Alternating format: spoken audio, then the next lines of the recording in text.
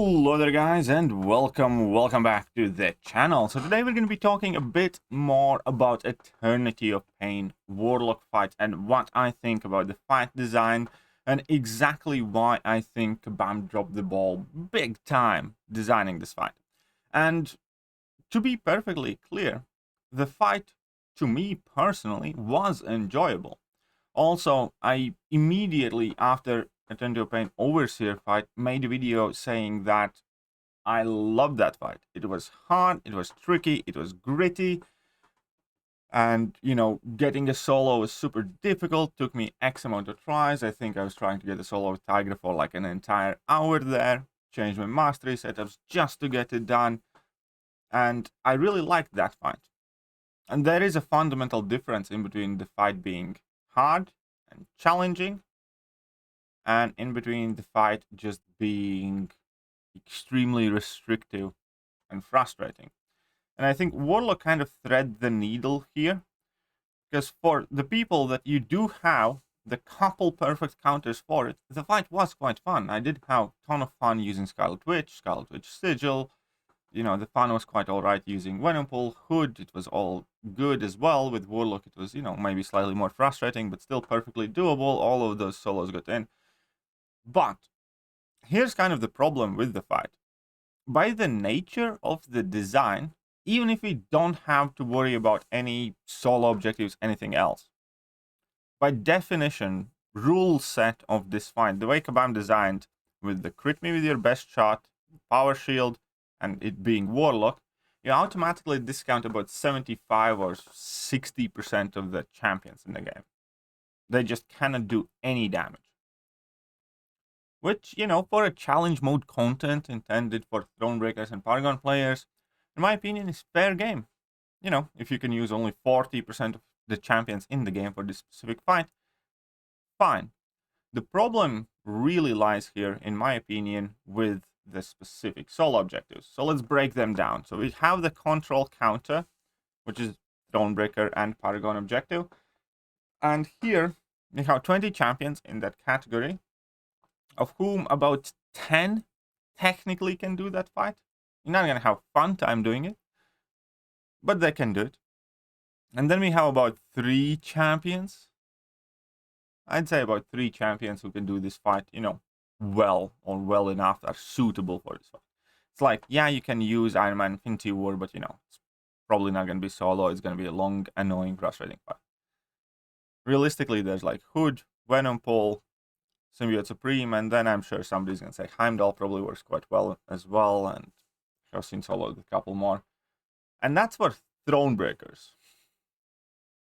When in reality, there are about 10 champions that can start doing damage. So 10 champions represent less than 5% of the champions in the game. In reality, for this objective, you need to have like one of 2.5% champions. And that wasn't even the biggest offender. Right, now we're moving on to the tech class, and tech class we do have 35 champions. There are more champions that technically can do it. Like we have Howard the Duck, we have Hulkbuster, we have Iron Man Infinity War, Iron Patriot, and we have Punisher 2099, we have Sentinel, we have Vulture, War Machine, Warlock, and Yondu. Those are the champions that, not that they are great for it, not that they are amazing champions, it's just that they can start doing damage. In reality, here, it's kind of Warlock and Hulkbuster pretty much, I think, and then everything else is kind of significantly worse. Again, you kind of need one of the 2 champions. But the final point is illustrated the best, I think, with the Paragon objective. With, where is it? A-Force. So A-Force in itself includes 8 champions from this game. Now let's break them down. Out of those 8 champions, She-Hulk, Rogue, Miss Marvel, and Captain Marvel have no way of getting rid of that armor buff. Therefore, no way of dealing damage. So they're not options. So the 228 playable characters in the game, Kabam designed objective where you can use one of specific 4 champions. We have Captain Malala Movie, Kamal Khan, Scarlet Witch, and Scarlet Witch Sigil.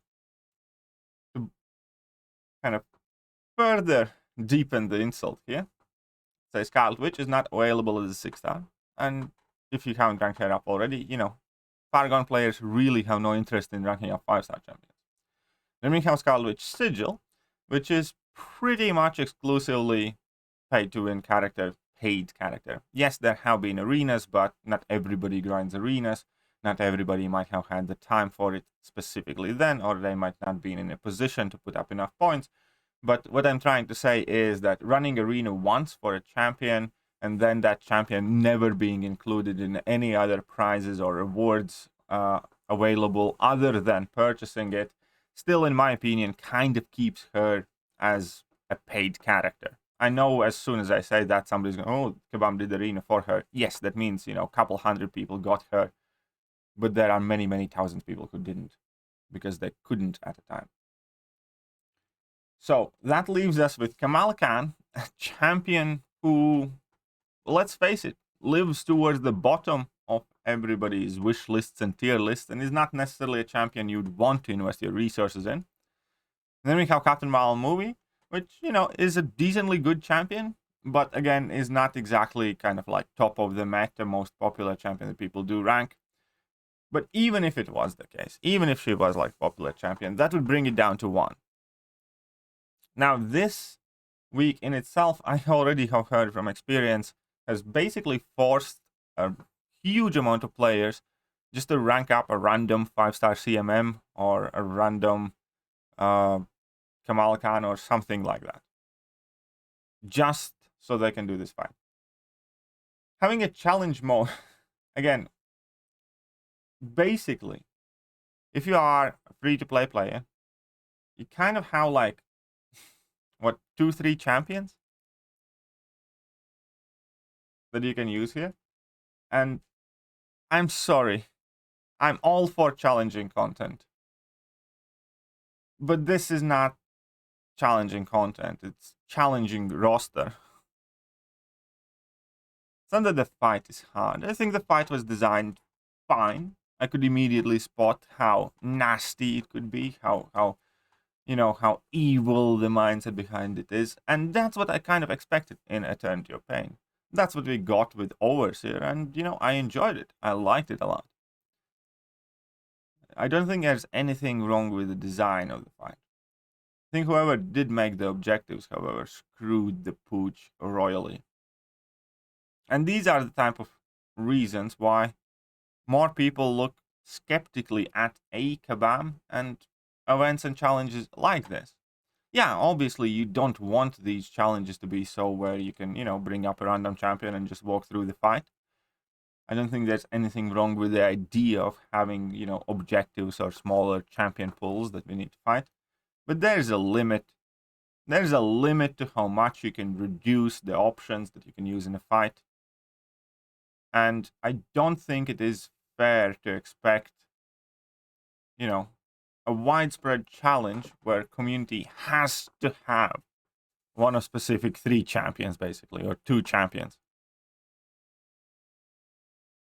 In this case, a lot of people ended up ranking up 5 stars that, effectively wasting resources and taking away from their 6 stars. Many people will just, end up skipping this if they don't have one of these champions and or the resources. And it just immediately is one of those situations that leaves a very bad taste in your mouth. This is very similar to how Kabam released Variant 1, where you had to have a 1-star Hulk, for instance. That's it. If you don't have that one specific champion, you're fucked. So, again, I'm all for hard content. I'm all for hard fights. And on a personal level, as I said in the beginning of the video, I had the champions needed, and you know what? The fight itself was fine. It was it was challenging. It was enjoyable. It wasn't bad. The problem is that you could only say that if you have these specific counters. And requesting one of like 2 or 3 specific champions from players to have access to it's not cool. It just kind of muddies the entire event again. Let me know what you guys think. Is this week perfectly fine? Are you happy with this Warlock fight? Are you happy with the objectives, with everything else? Well, I have explained what I think. See you guys soon.